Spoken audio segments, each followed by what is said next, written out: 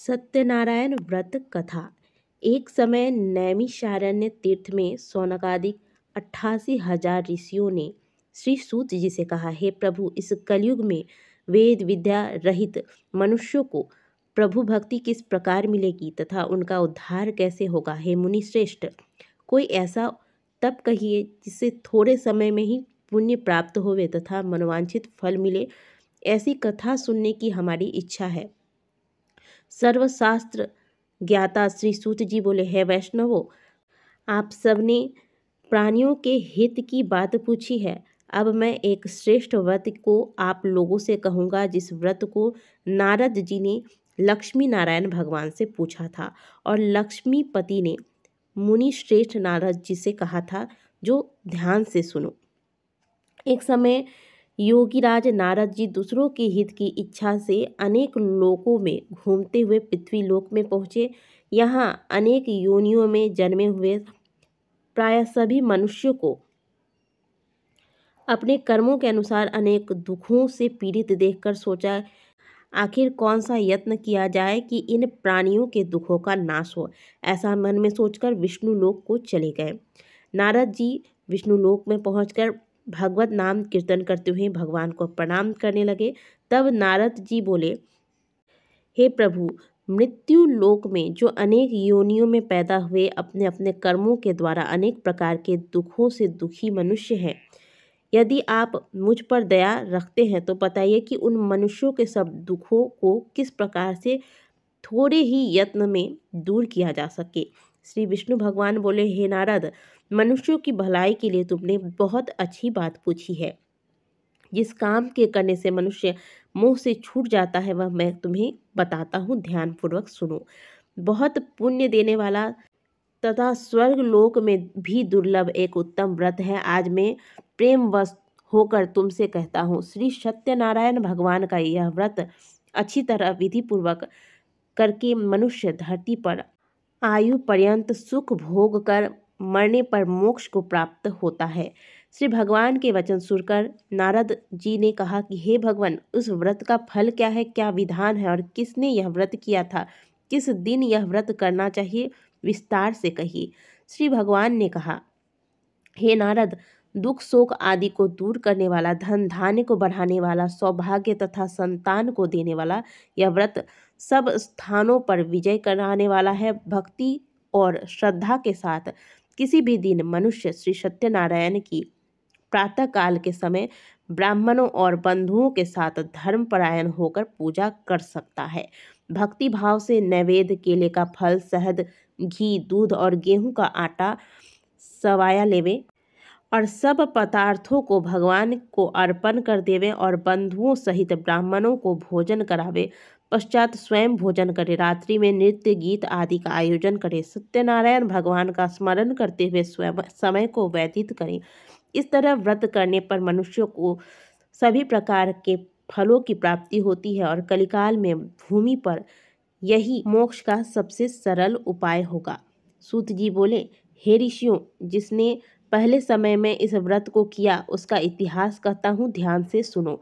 सुंदर काशीपुर नगर में एक अत्यंत निर्धन ब्राह्मण रहता था। वह भूख और प्यास से बेचैन हुए नित्य पृथ्वी पर घूमता था। ब्राह्मणों से प्रेम करने वाले भगवान ने ब्राह्मण को दुखी देखकर बूढ़े ब्राह्मण का रूप धर उसके पास जाकर आदर से कहा, हे विप्र, तुम नित्य दुखी हुए पृथ्वी पर क्यों घूमते हो?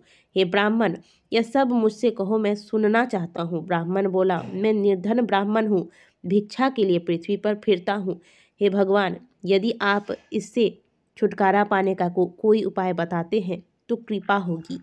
वृद्ध ब्राह्मण कहने लगे, हे विप्र, सत्यनारायण भगवान मनवांछित फल देने वाले हैं, इसलिए तुम उसका पूजन करो, जिसके करने से मनुष्य सब दुखों से मुक्त हो जाता है। ब्राह्मण को व्रत का सारा विधान बताकर बूढ़े ब्राह्मण का रूप धारण करने वाले सत्यनारायण भगवान अंतर ध्यान हो गए। जिस व्रत को वृद्ध ब्राह्मण ने बताया, मैं उसको करूँगा, यह निश्चय करने पर उसे रात्रि में नींद नहीं आए। सवेरे उठकर सत्यनारायण के व्रत का निश्चय कर भिक्षा के लिए चला गया। उस दिन उसको भिक्षा में बहुत धन मिला। उसने बंधु बांधवों के साथ सत्यनारायण भगवान का व्रत किया। इसके करने से वह ब्राह्मण सब दुखों से छूटकर अनेक प्रकार की संपत्तियों से युक्त हुआ। उस समय से वह ब्राह्मण हर मास व्रत करने लगा। इस तरह सत्यनारायण भगवान के व्रत को जो करेगा वह मनुष्य सब दुखों से छूट जाएगा। इस तरह नारद जी से सत्यनारायण भगवान का कहा हुआ यह व्रत मैंने तुमसे कहा, हे विप्रो, मैं अब क्या कहूँ। ऋषि बोले, हे मुनीश्वर, संसार में इस ब्राह्मण से इस व्रत को सुनकर किस किस ने इस व्रत को किया, हम वह सब जानना चाहते हैं। यह जानने की हमारे मन में जिज्ञासा है। सूत जी बोले, हे मुनियों, जिसने इस व्रत को किया है वह सब सुनो। एक समय वह ब्राह्मण धन और ऐश्वर्य के अनुसार बंधु बांधवों के साथ व्रत करने को तैयार हुआ। उसी समय एक लकड़ी बेचने वाला वहाँ बूढ़ा आदमी आया। बाहर लकड़ियों को रखकर ब्राह्मण के मकान में गया। प्यास से दुखी लकड़हारा उसको व्रत करते देखकर ब्राह्मण को नमस्कार करने लगा और कहा, आप यह क्या कर रहे हैं? इसके करने से क्या फल मिलता है? कृपा करके मुझे बताइए। ब्राह्मण ने कहा, सब मनोकामनाओं को पूरा करने वाला यह सत्यनारायण भगवान का व्रत है। इसकी कृपा से मेरा यह सब धन धान्य आदि में वृद्धि हुआ है। ब्राह्मण से इस व्रत के बारे में जानकर लकड़हारा बहुत प्रसन्न हुआ। चरणामृत ले प्रसाद खाने के बाद अपने घर को गया। अगले दिन लकड़हारे ने भी मन में इस प्रकार का संकल्प किया कि आज ग्राम में लकड़ी बेचने से जो धन मिलेगा उसी से सत्यनारायण देव का उत्तम व्रत करूंगा। यह मन में विचार कर वह बूढ़ा आदमी लकड़ियां अपने सिर पर रखकर जिस नगर में धनवान लोग रहते थे ऐसे सुंदर नगर में गया। उस दिन वहां उसे उन लकड़ियों का दाम पहले दिनों से चौगुना मिला। तब वह बूढ़ा लकड़हारा दाम ले और अति प्रसन्न होकर पके केले, शक्कर, घी, दही, मधु, दूध और गेहूं का चूर्ण इत्यादि सत्यनारायण भगवान के व्रत की कुल सामग्रियों को लेकर अपने घर आया। फिर उसने अपने भाइयों को बुलाकर विधि के साथ भगवान का पूजन तथा व्रत किया। इस व्रत के प्रभाव से वह बूढ़ा लकड़हारा धन पुत्र आदि से युक्त हुआ और संसार के समस्त सुख भोग कर वैकुंठ को चला गया। सूत जी बोले, हे श्रेष्ठ मुनियों, अब आगे की कथा कहता हूँ, सुनो। प्राचीन समय में उल्कामुख नाम का एक बुद्धिमान राजा रहता था। वह सत्य वक्ता और जितेंद्रिय था। प्रतिदिन देव स्थानों पर जाता था। गरीबों को धन देकर अपने द्वारा दिए गए धन से उनके कष्ट दूर करता था। उसकी पत्नी कमल के समान मुख वाली और सती साध्वी थी। पुत्र प्राप्ति के लिए भद्रशिला नदी के तट पर उन दोनों ने सत्यनारायण भगवान का व्रत किया। उस समय में वहाँ एक साधु नामक वैश्य आया। उसके पास व्यापार के लिए बहुत सा धन था। वह नाव के किनारे पर ठहरा और राजा के पास आ गया। राजा को व्रत करते हुए देखकर विनय के साथ पूछने लगा, हे राजन, भक्ति युक्त चित्त से आप क्या कर रहे हैं? मेरी सुनने की इच्छा है, सो आप यह मुझे बताइए। राजा बोले, हे वैश्य, अपने बांधवों के साथ पुत्रादि की प्राप्ति के लिए यह महाशक्तिवान सत्यनारायण भगवान का व्रत व पूजन कर रहा हूँ। राजा के वचन सुनकर साधु आदर से बोला, हे राजन, मुझसे इसका सब विधान कहो।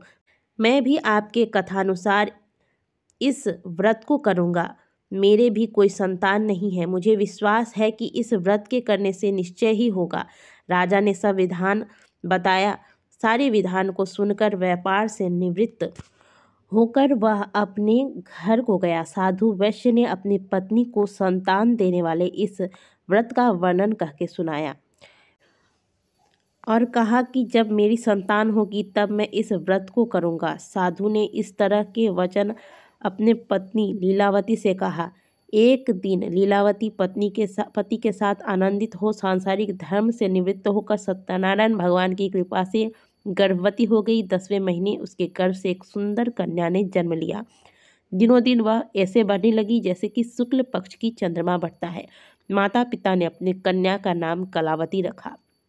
एक दिन लीलावती ने मीठे शब्दों में अपने पति को याद दिलाया कि आपने सत्यनारायण भगवान के जिस व्रत को करने का संकल्प लिया था उसे करने का समय आ गया है। आप इस व्रत को करिए। साधु बोले कि हे प्रिय, इस व्रत को मैं उसके विवाह पर करूँगा। इस प्रकार अपनी पत्नी को आश्वासन देकर वह नगर को चला गया। कलावती पति के घर में रहकर वृद्धि को प्राप्त हो गई। साधु ने एक बार नगर में अपनी कन्या को सखियों के साथ देखा तो तुरंत ही दूत को बुलाया और कहा कि मेरी कन्या के योग्य वर देखकर लाओ। साधु की बात सुनकर दूत कंचन नगर में पहुंचा और वहां देखभाल कर लड़की के सुयोग्य वानिक पुत्र को ले आया। सुयोग्य लड़के को देखकर साधु ने बंधु बांधवों को बुलाकर अपनी पुत्री का विवाह कर दिया। लेकिन दुर्भाग्य की बात यह है कि साधु ने अभी भी सत्यनारायण भगवान का व्रत नहीं किया। इस पर श्री भगवान क्रोधित हो गए और श्राप दिया कि साधु को अत्यधिक दुख मिले। अपने कार्य से कुशल साधु बनिया जमाई को लेकर समुद्र के पास स्थित होकर रत्नासारपुर नामक नगर में गया। वहां जाकर दामाद ससुर दोनों मिलकर चंद्रकेतु राजा के नगर में व्यापार करने लगा। एक दिन भगवान सत्यनारायण की माया से प्रेरित एक चोर राजा चंद्रकेतु का धन चुराकर भाग रहा था। राजा के दूतों को अपने पीछे तेजी से आते देखकर चोर ने घबराकर राजा के धन को वैश्य के नाव में चुपचाप रख दिया और स्वयं वहां से भाग गया। जब दूतों ने उस वैश्य के पास राजा के धन को रखा देखा तो उन्होंने उस ससुर दामाद को ही चोर समझा। वे उन ससुर दामाद को बांधकर राजा के समीप ले जाकर बोले कि आपका धन चुराने वाले को हम पकड़ लाए हैं, देखकर आज्ञा दे। तब राजा ने बिना उस वैश्य की बात सुने उसे कारागार में डालने की आज्ञा दे दी। इस प्रकार राजा की आज्ञा से उसको कारावास में डाल दिया गया और उस वैश्य का सारा धन छीन लिया गया। सत्यनारायण भगवान के शाप के कारण उस वैश्य की पत्नी लीलावती व पुत्री कलावती भी बहुत दुखी रहने लगी। उनका सारा धन चोर चुरा कर ले गया। मानसिक व शारीरिक पीड़ा तथा भूख प्यास से अति दुखी होकर भोजन की आस में कलावती एक ब्राह्मण के घर गई। उसने ब्राह्मण को श्री सत्यनारायण भगवान का व्रत विधिपूर्वक करते देखा। इसके कथा सुनी तथा श्रद्धापूर्वक प्रसाद ग्रहण कर रात को घर आई। माता ने कलावती से पूछा, हे पुत्री, तू अब तक कहाँ रही?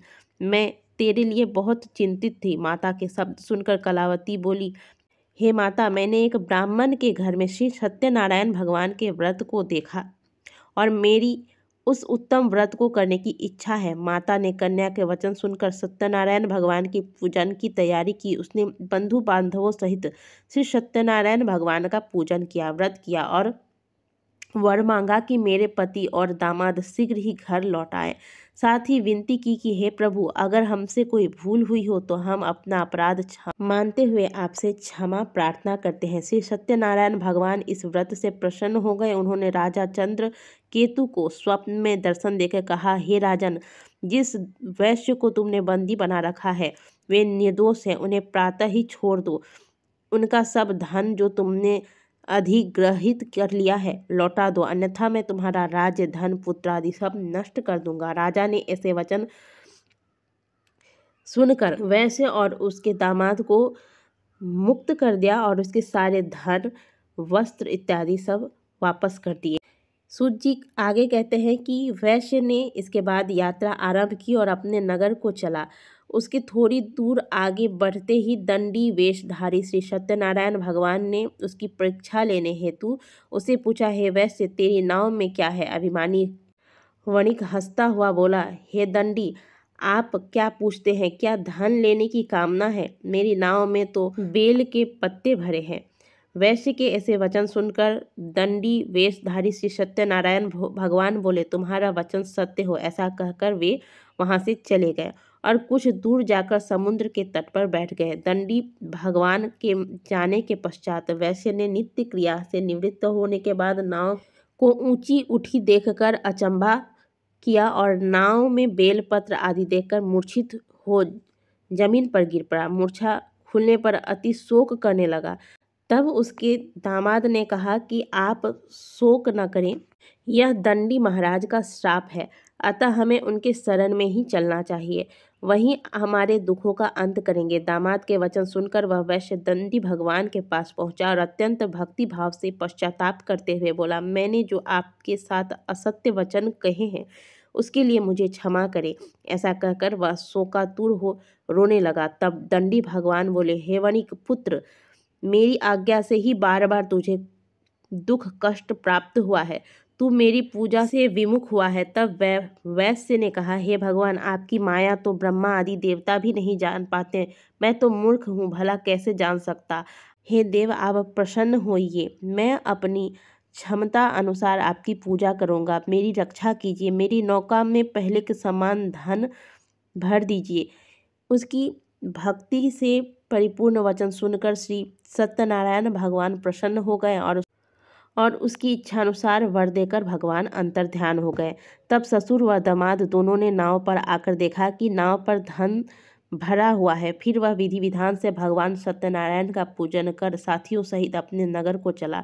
जब वह अपने नगर के निकट पहुंचा तब उसने एक दूत को अपने घर भेजा। दूत ने साधु नामक वैश्य के घर जाकर उसकी पत्नी को नमस्कार किया और कहा कि आपके पति आप अपने जमाता सहित इस नगर के समीप आ गए हैं।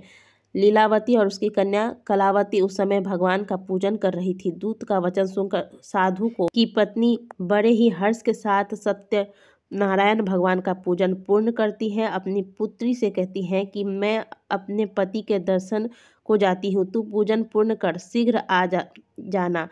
परंतु कलावती पूजन एवं प्रसाद छोड़कर अपने पति के दर्शन के लिए चली गई। पूजन एवं प्रसाद की अवज्ञा के कारण भगवान सत्यनारायण ने रुष्ट होकर उसके पति के नाव सहित पानी में डुबा दिया। कलावती अपने पति को न पाकर रोती हुई जमीन पर गिर पड़ी। नौका को डूबा हुआ तथा कन्या को रोती हुई देख साधु नामक वैश्य द्रवित हो बोला, हे प्रभु, मुझसे या मेरे परिवार से अज्ञानतावश जो अपराध हुआ है उसे क्षमा करें। उनके ऐसे वचन सुनकर सत्यदेव भगवान प्रसन्न हुए और आकाशवाणी हुई, हे वैश्य, तेरी पुत्री मेरा प्रसाद छोड़कर आई है, इसलिए इसका पति अदृश्य हुआ है। यदि वह घर जाकर प्रसाद ग्रहण कर लेती है तो इसके पति अवश्य इसे मिल जाएंगे। आकाशवाणी सुनकर कलावती ने घर पहुंचकर प्रसाद ग्रहण किया। फिर आकर अपने पति को पूर्व रूप में पाकर अति प्रसन्न हुई। उसने अपने पति के दर्शन किए। तत्पश्चात साधु वैश्य ने भी बंधु बांधवों सहित सत्यदेव का विधिपूर्वक पूजन किया। इस प्रकार लोक के सभी प्रकार के सुख भोग कर अंत में मोक्ष को प्राप्त हुआ। श्री सूत जी बोले, हे ऋषिगण, मैं एक और कथा कहता हूँ, आप सभी ध्यान से सुनो। सदा प्रजा के लिए चिंतित तुंगध्वज नाम का एक राजा था। उसने भगवान सत्यनारायण का प्रसाद त्याग कर बहुत कष्ट पाया। एक समय राजा वन में वन्य पशुओं को मारकर बर के वृक्ष के नीचे आया। वहां उसने ग्वालों को भक्ति भाव से बंधु बांधवों सहित श्री सत्यनारायण जी का पूजन करते देखा। परंतु राजा देखकर भी अभिमान के कारण न तो वहां गया और न ही सत्यदेव भगवान को नमस्कार किया। जब ग्वालों ने भगवान का प्रसाद उसको दिया तो प्रसाद छोड़कर अपने नगर को चला गया। नगर में पहुंचते ही उसने देखा कि सारा राज्य नष्ट हो गया है। वह समझ गया कि यह सब भगवान के रुष्ट होने के कारण हुआ है। तब वह वन में वापस आकर ग्वालक के समीप जाकर विधि पूर्वक पूजन व प्रसाद ग्रहण किया तो सत्यनारायण भगवान की कृपा से उसे सब कुछ पहले जैसा ही प्राप्त हो गया। लंबे समय तक सुख भोग कर मरणोपरांत वह मोक्ष को प्राप्त हुआ। जो मनुष्य इस श्रेष्ठ दुर्लभ व्रत को करेगा, श्री सत्यनारायण भगवान की कृपा से उसे धन धान्य की कोई कमी नहीं होगी।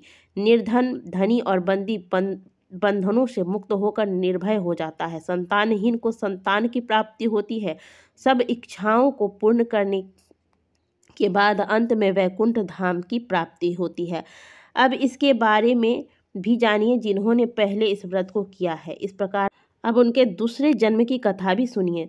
सतानंद नामक वृद्ध ब्राह्मण जो सुदामा के रूप में जन्म लेता है, कृष्ण की भक्ति एवं सेवा कर वैकुंठ को प्राप्त किया। उल्कामुख नामक महाराज राजा दशरथ बने और श्री रंगनाथ का पूजन कर मोक्ष को प्राप्त हुए। साधु नामक वैश्य धर्मात्मा व सत्य प्रतिज्ञ राजा मोरध्वज बनकर अपने पुत्र को आरे से चीरकर वैकुंठ धाम प्राप्त किए। महाराज तुंगध्वज स्वयंभू मनु बने। उन्होंने बहुत से लोगों को भगवान की भक्ति में लीन कराकर वैकुंठ धाम प्राप्त किया। लकड़हारा अगले जन्म में गुह नामक निषाद राज बना, जिसने राम के चरणों की सेवा को प्राप्त की और सभी जन्मों को संवार लिया। इस प्रकार से श्री सत्यनारायण व्रत को श्रवण करने से तथा इस व्रत को धारण करने से श्री सत्यनारायण भगवान की कृपा से व्यक्ति सभी प्रकार के सुखों को इस लोक में भोगने के बाद अंत काल में वैकुंठ लोक को प्राप्त करता है, उसे मोक्ष की प्राप्ति होती है। इस प्रकार से श्री सत्यनारायण भगवान की कथा पूर्ण हुई। बोलिए सभी श्री सत्यनारायण भगवान की जय। कथा श्रवण करने के पश्चात और पूजा पूर्ण होने के बाद भगवान के प्रसाद को अवश्य ग्रहण करना चाहिए।